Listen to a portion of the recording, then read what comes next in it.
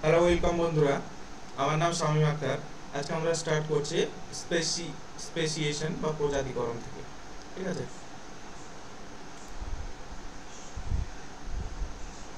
এখনো পর্যন্ত আমরা যা দেখেছি তা হলো অনুবিবর্তন। এর অর্থ হলো এই যে এক্ষেত্রে পরিবর্তনগুলো খুবই ক্ষুদ্র, যদিও এরা গুরুত্বপূর্ণ। তাছাড়া এগুলো একটি নির্দিষ্ট প্রজাতির সাধারণ চারিত্রিক বৈশিষ্ট্যগুলোরই কেবল পরিবর্তন ঘটায়, কিন্তু কিভাবে একটি নতুন প্রজাতির উদ্ভব ঘটে এটি তা নিয়ে সঠিকভাবে ব্যাখ্যা করে না। মানে তখন আমরা যেগুলো পড়লাম সেগুলো কি ছোট ছোট অনুবিবর্তন, খুব সামান্য চেঞ্জ, যেগুলো দিয়ে একটা নতুন প্রজাতি যে পৃথিবীতে সৃষ্টি হবে তার ব্যাখ্যা হয় না। ঠিক আছে। এটি কেবলমাত্র তখনই ঘটতে পারে যদি গুবরে পোকার যে গোষ্ঠী নিয়ে আমরা চিন্তা করছি সেই গোষ্ঠীটি এমন দুটি গোষ্ঠীতে ভাগ হয়ে যায় যেখানে একটি গোষ্ঠীর গুবরে পোকা অন্য গোষ্ঠীর গুবরে পোকার সাথে প্রজনন করতে পারে না। তখন এইরূপ ঘটে যে তাদেরকে দুটি স্বাধীন প্রজাতি বলা যেতে পারে। মানে দুটো একদম সেপারেট গোষ্ঠী তৈরি হয়ে যাবে, এতটা পরিবর্তন আসবে। তখন তারা একে অপরের সঙ্গে প্রজননে জড়িত হতে পারবে না, তখন দুটোকে আমরা পুরো স্বাধীন প্রজাতি বলতে পারবো। ঠিক আছে। যদি যে ঝোপগুলোর উপরে গুবরে পোকা খাদ্যের জন্য নির্ভর করে সেগুলো একটি পর্বতমালা জুড়ে বিস্তৃত থাকতো, তাহলে কি ঘটনা তা ঘটতো তা বিবেচনা করে। এর ফলে গুবরে পোকার সংখ্যা বিশাল আকার ধারণ করত। একক গুবরে পোকাগুলো এদের সারা জীবনে ধরে প্রধান নিকটবর্তী কিছু ঝোপের উপর খাদ্যের জন্য নির্ভর করে, খুব একটা বেশি দূরে উড়ে যেতে পারে না। এই জন্য গুবরে পোকার এই বিশাল জীবগোষ্ঠী এর উপজীব গোষ্ঠীও পার্শ্ববর্তী অঞ্চলে থাকবে।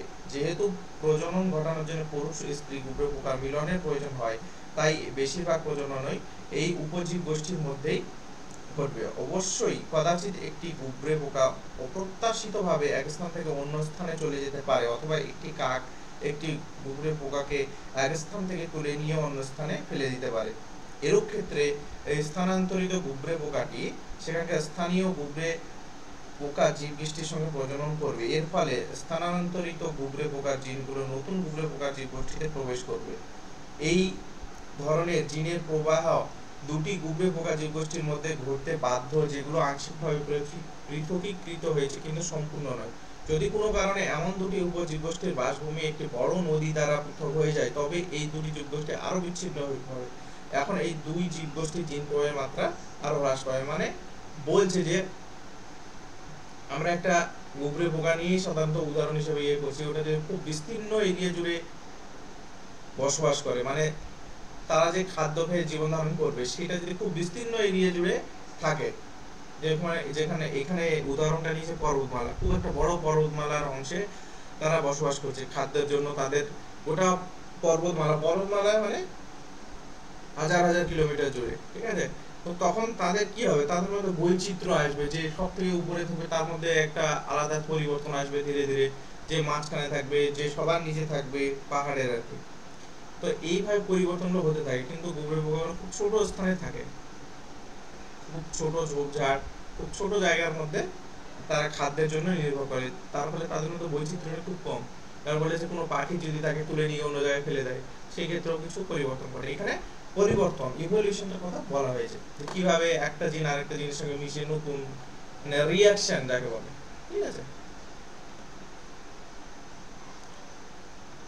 বহু প্রজন্ম ধরে জেনেটিক ড্রিফট প্রতিটি উপগোষ্ঠীর বিভিন্ন পরিবর্তন সমূহ পুঞ্জীবিত করবে। আবার প্রাকৃতিক নির্বাচনও বিভিন্ন ভৌগোলিক অঞ্চল সমূহ বিভিন্নভাবে ক্রিয়াশীল হতে পারে। উদাহরণস্বরূপ, একটি উপজীব গোষ্ঠীর এলাকাতে কাকগুলো ঈগলের প্রভাবে বিতাড়িত হতে পারে, কিন্তু অন্য উপজীব গোষ্ঠীর ক্ষেত্রে সেখানে কাকের সংখ্যা খুব বেশি, সেখানে এরূপ ঘটনা ঘটে না। ঠিক আছে। বোঝা যাচ্ছে যে মানে পাখিগুলো, কাক একটা পাখি, পোকাগুলোকে তুলে নিয়ে অন্য জায়গায় ফেললে সেক্ষেত্রে পরিবর্তন করতে পারে। ঠিক আছে। বিবর্তন ও শ্রেণীবিন্যাস।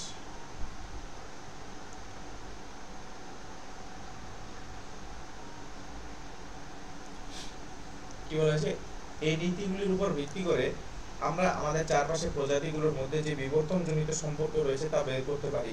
এটা আমাদের ফেলে আসা সময়ের দিকে ফিরে তাকানোর মতো একটি বিষয়।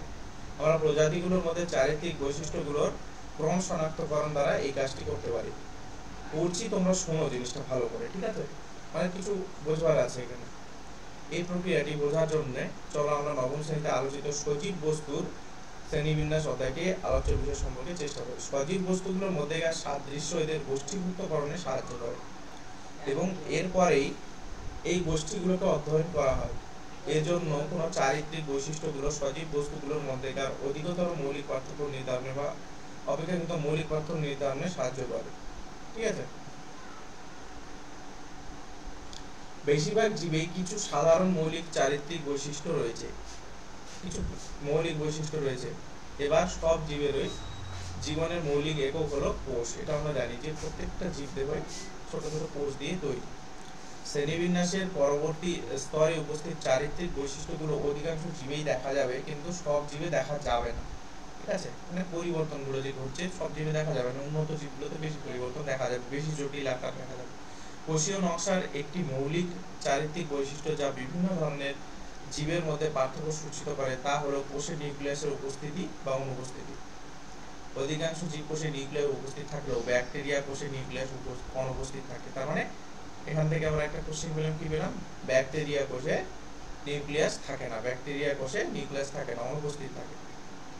ঠিক আছে, বহুকোষী জীবদের মধ্যে এরা সালোকসংশ্লেষ করতে পারে কিনা তা নিয়ে শ্রেণীবিন্যাস হয়। মানে কি কিসের উপর নির্ভর করে শ্রেণীবিন্যাস হবে?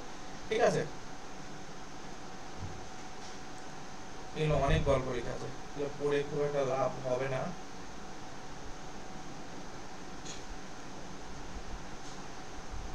জীবাশ্ম, এবার জীবাশ্ম কাকে বলে এই জিনিসটা আমরা একটু বুঝে নেব। অঙ্গের গঠন বিষয়ক এর অধ্যয়ন শুধুমাত্র আমাদের সময় প্রজাতিদের উপরে নয়, যে সব প্রজাতিগুলো পৃথিবীতে আর বেঁচে নেই তাদের উপরেও করা যেতে পারে। কিভাবে? জীবাশ্ম থেকে। জীবাশ্ম কি? অনেক যুগ আগে কিছু প্রাণী ছিল, সেগুলো তাদের ছাপ ছেড়ে গেছে তাদের।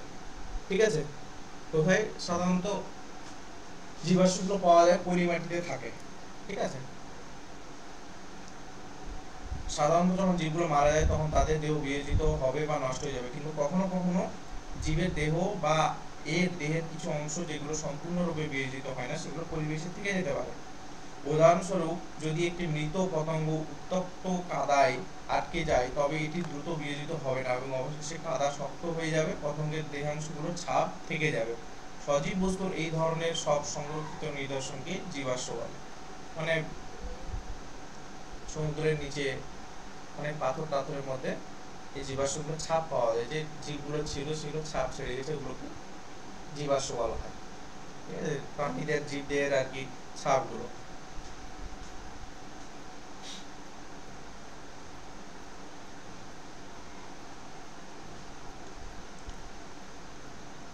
এই যে দেখো, এগুলো জীবাশ্ম। এই যে পাথরের উপরে মাছের ছাপ, ঠিক আছে, এরকম ছাপ, এই যে এরকম ছাপ। ঠিক আছে,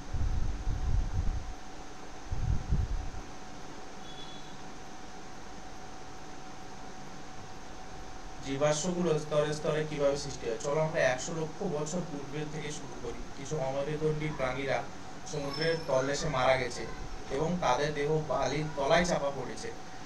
এই জীবাশ্মগুলোকে ঘিরে আরো কিছু বালি জমা হয়েছে এবং চাপের ফলে বেলে পাথরে পরিণত হয়েছে। আরো লক্ষ লক্ষ বছর পরে এই অঞ্চলে বসবাসকারী ডাইনোসরগুলো মারা যায় এবং এদের দেহ মাটির তলায় চাপা পড়ে যায়। এই মাটি ও চাপের ফলে পাথরে পরিণত হয় এবং এই পাথরের উপরে অঞ্চল পূর্বে সৃষ্ট অমেরুদণ্ডী জীবাশ্ম সমন্বিত হয়। আবার লক্ষ লক্ষ বছর পরে এই অঞ্চলে বসবাসকারী ঘোড়ার মতো গঠন বিশিষ্ট জীবদের দেহ পূর্বে গঠিত পাথরের উপর জীবাশ্মভূত হয়ে পাথরে পরিণত হয়। আরো পরে ভূমিক্ষয় বা জল প্রবাহের ফলে কিছু পাথর ক্ষয় হয় এবং এর ফলে ঘোড়ার মতো জীবাশ্মগুলি উন্মুক্ত হয়ে পড়ে। আরো গভীরে খনন করলে আমরা আরো পুরাতন জীবাশ্মগুলো খুঁজে পাবো। মানে স্তরে স্তরে বিভিন্ন যুগে বিভিন্ন যেসব প্রাণী পৃথিবীতে এসেছে তাদের জীবাশ্মগুলো এক একটা স্তরে থেকে যায়, ছাপগুলো, সেগুলোকে আমরা জীবাশ্ম বলি। ধাপে ধাপে পরিবর্তন।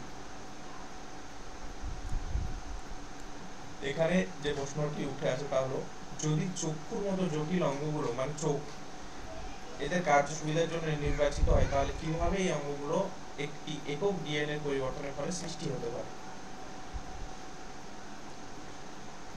প্রকৃতিতে টিকে থাকার ক্ষেত্রে যোগ্যতা অর্জনের জন্য এটি যথেষ্ট সুবিধাজনক হতে পারে। বস্তুতপক্ষে ডানার মতো চক্ষুর অভিযোজনও বহুল ব্যবহৃত একটি উদাহরণ। পতঙ্গের যেমন চক্ষু রয়েছে ঠিক তেমন অক্টোপাস ও মেরুদণ্ডী প্রাণীদেহেও চক্ষু বর্তমান।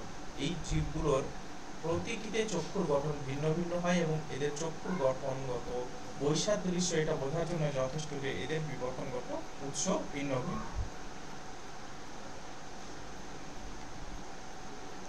ঠিক আছে,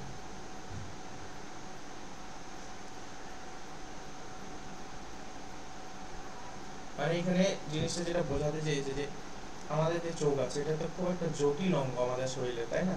কত কারুকার্য আছে চোখ, তো এক একটা ডিএনএ জাস্ট পরিবর্তন ফলে এসব চোখগুলো সৃষ্টি হয়ে গেল না, ওই জিনিসটা নিয়ে এটা আলোচনা করছে। ঠিক আছে, এখানে আমি সেরকম কিছু কোশ্চিন পাচ্ছি না, বুঝলে? মানে একটা গল্পের মতো এগুলো তোমরা পড়বে, আমি ধীরে ধীরে দেখিয়ে যাচ্ছি, সবগুলো তোমরা পড়বে, ভিডিও পজ করে করে জিনিসগুলো জাস্ট একবার করে রিডিং করে রাখো।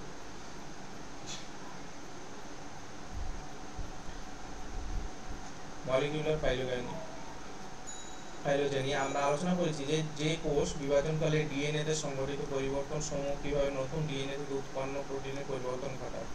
অপর যে ঘটনাটি ঘটে সেটি হলো এক জন্ম থেকে পরবর্তী জন্মে এই পরিবর্তন সমূহের পুঞ্জীভূতকরণ। অতীতকালে ডিএনএ তে সংঘটিত পরিবর্তন সমূহ অনুসন্ধান করতে এবং প্রতিটি পরিবর্তন কোথায় একের পর এক পৃথক হয়েছে তা ব্যবহৃত হতে পারে। আণবিক জাতিজনিত ঠিক এই কাজটি করে। এই পদক্ষেপটি এই ধারণার উপর নির্ভর করে যে অধিক দূর সম্পর্কিত সজীব বস্তুগুলোর ডিএনএতে অধিক সংখ্যক পার্থক্যের পুঞ্জীভূতকরণ ঘটবে। এই ধরনের অধ্যয়ন অভিব্যক্তিজনিত সম্পর্ক অনুসন্ধানে সহায়ক এবং এটি খুবই সন্তোষজনক যে বিভিন্ন জীবের মধ্যে সম্পর্ক যা আণবিক জাতিজনিতে দেখানো হয়েছে তা নবম শ্রেণীতে পড়ানো হয়েছে।